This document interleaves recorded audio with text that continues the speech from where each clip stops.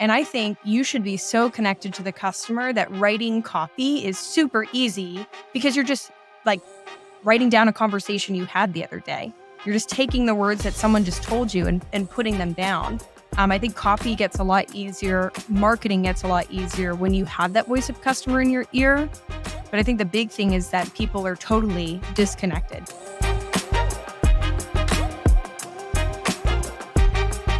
Today on Strategy Shorts, I'm joined by Shannon Howard, who is the Director of Customer and Content Marketing over at Intellum. I'm hoping I've pronounced that correctly.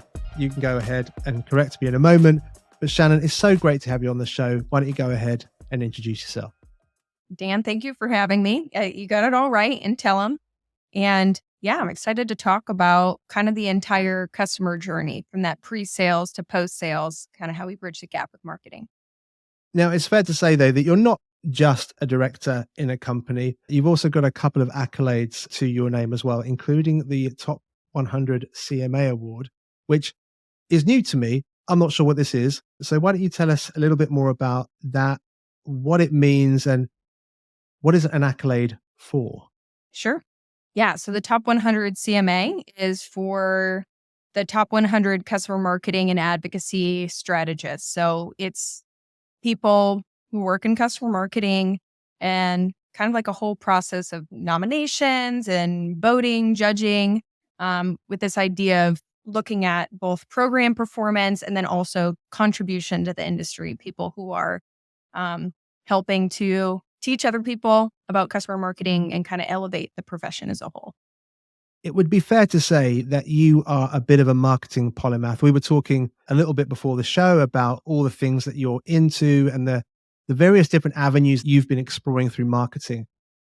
And I think that one of the things that lots of people forget in the world of marketing is around customer education, or is about how to see that customer as not just a client one when the sale is complete, but seen as an individual that your consumer is on a journey with.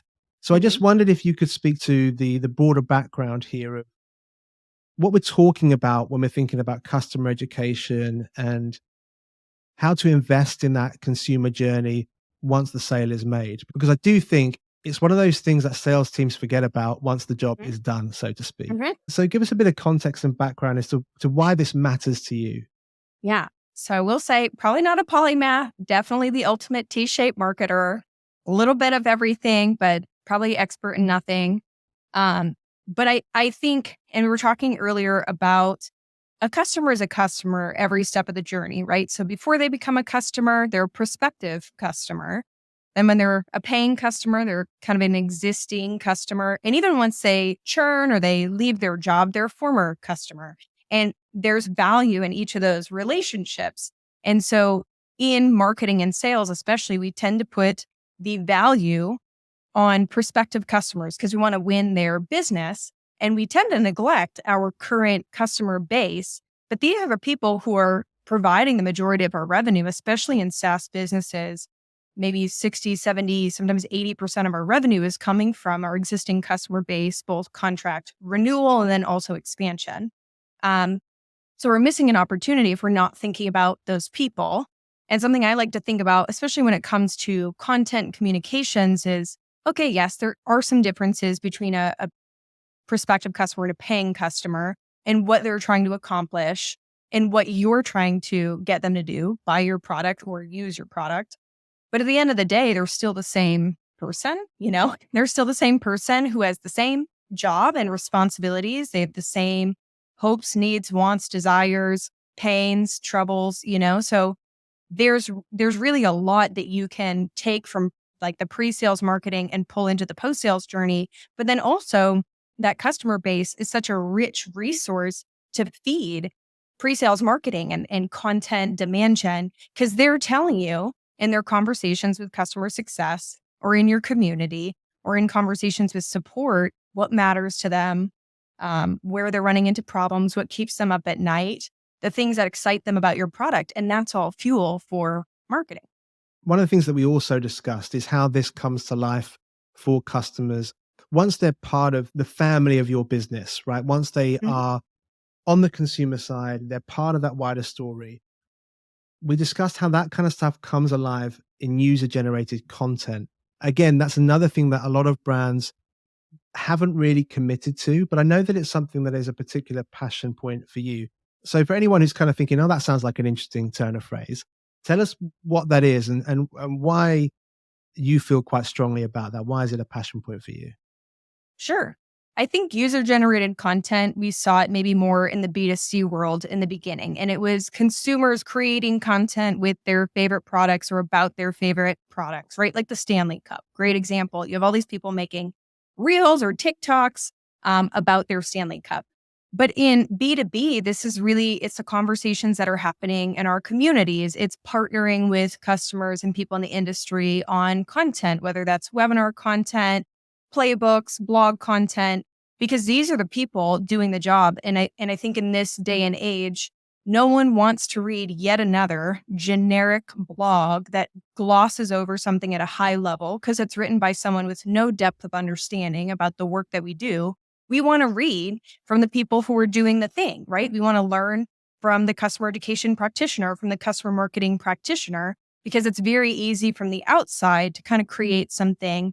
Generally speaking, you kind of want to do these things, but what we're trying to understand is the nuance. Well, how do I actually do that thing? Walk me through it. How did you approach this? And that's what I think we're seeing more with content is how XYZ company did XYZ thing.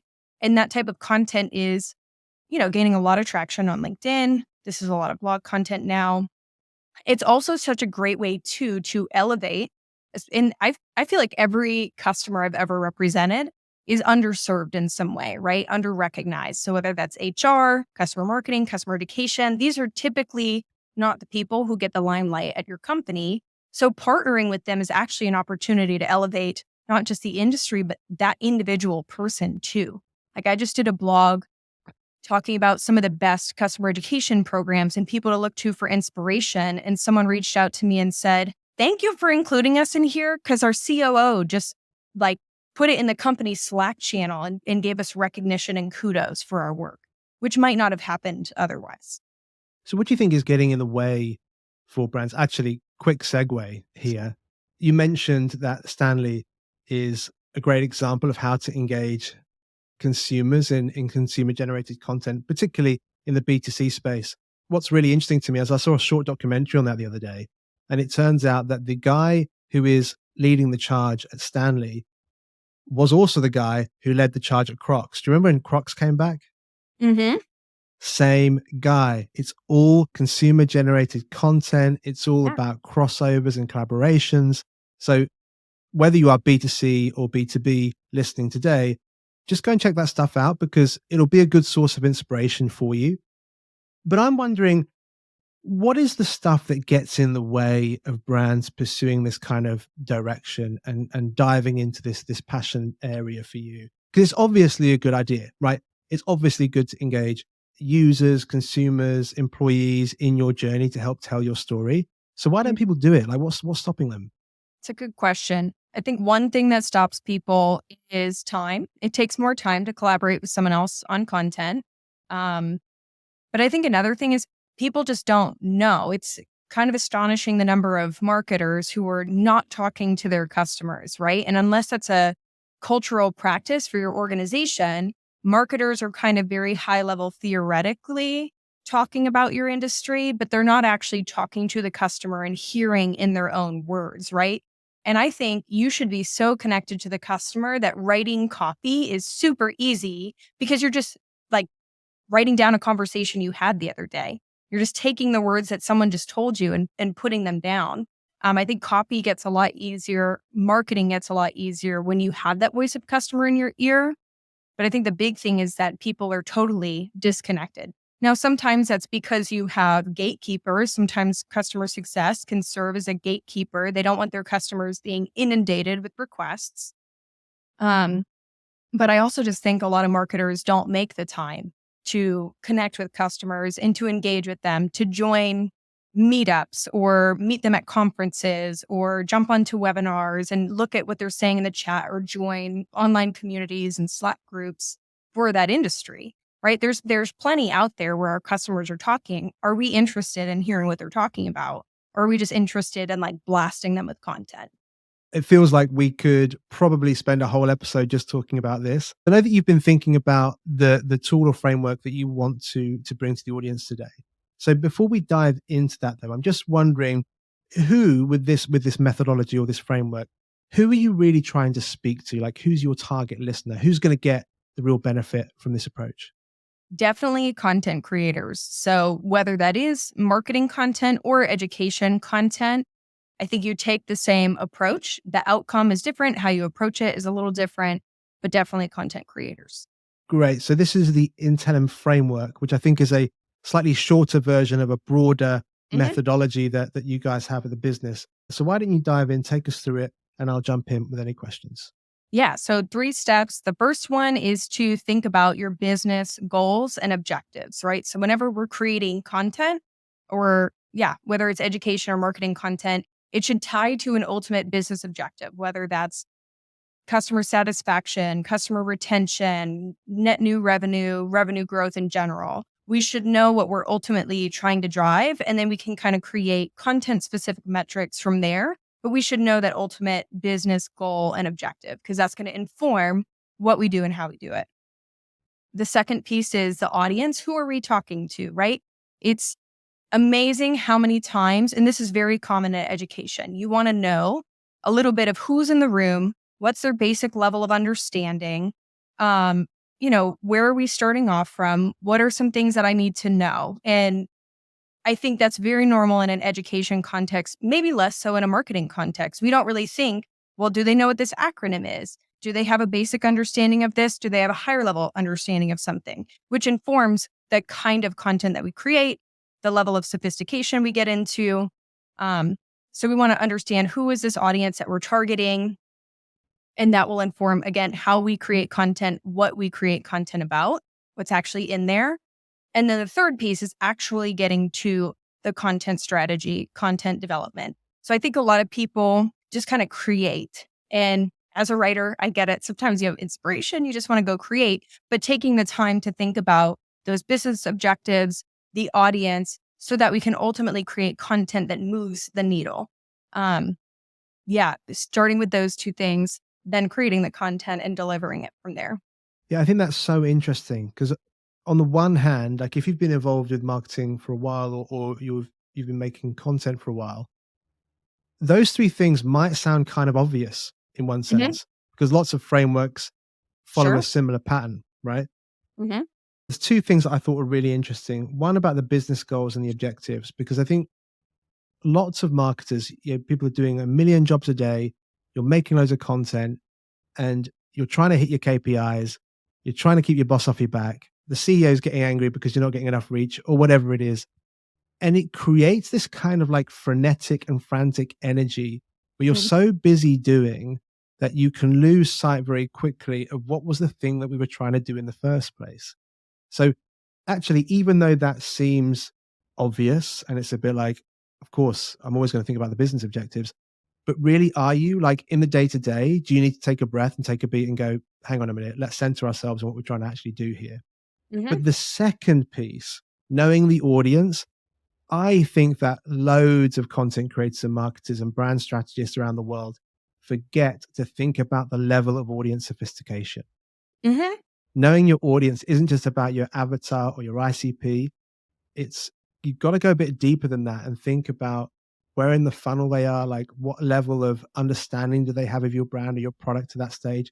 So I think holding on to that idea of, yeah, I know who the audience is, but what's their level of sophistication? What's the level of intellect around what we're trying to do?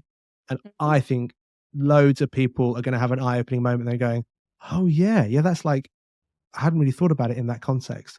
So that's super, super useful. Now, you know that we love on this show to finish with something that's really, really practical for people to do as soon as the episode finishes, something they can take away and try. With this framework and with this approach, and it may be something we've already covered, but there might be kind of like a follow-up point.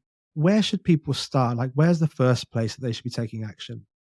I think the first place anyone should take action is connecting with your customers. And that could be jumping on a customer success call, listening to sales calls and Gong, participating in a customer community, or actually just setting up a coffee link and connecting with people online, actually incorporating that into your schedule. I probably have anywhere from like 2 to 3 coffee dates each week. I'm constantly talking to customers and people in my industry so that I'm in online communities, just trying to hear, what's top of mind for people. What are people thinking about? What are the things they're working on this year? Because at the end of the day, right, how do I help them be successful and how do I help my customer be successful? Well, we solve problems. And so if I can know what's a problem for them and help them solve it, it's ultimately helpful for my business as well. I think that's so, so important. I think people just need to stop and think, like, when's the last time you actually had a conversation with one of your customers? Not talking Hmm. about comments or likes or metrics, not talking about survey results, because all of those things, they put a parameter around the kind of feedback you're going to get. It's not like a conversation. So the Hmm. feedback is always going to fall into the parameters that you've already set for it. Exactly. But when was the last time you had a real conversation, like a coffee with one of your customers? I would encourage anybody to start booking some of those calls for next week today and see what you learn, because you might be surprised.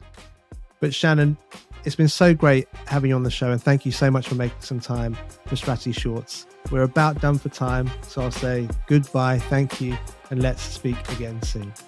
Thanks, Dan. Thanks, everybody.